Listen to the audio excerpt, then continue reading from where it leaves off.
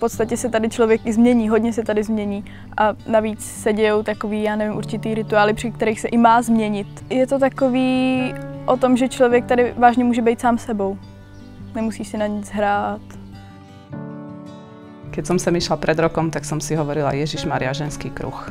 Dá sa povedať, že odtedy a ja to hovorím nahlas, aj na tom sdílení vždycky, milujem tie ženské kruhy.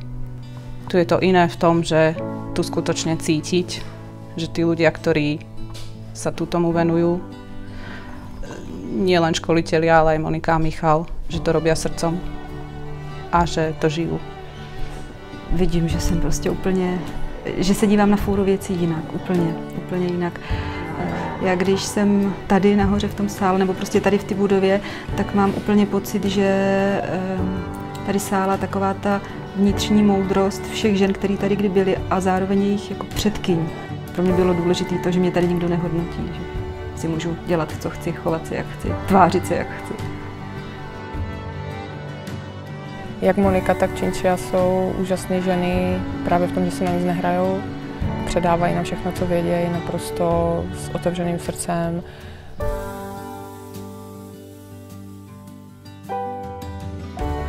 Vždycky po tom víkendu jako odjíždím hodně posilněná. Vydrží mi to dlouho, ten pocit.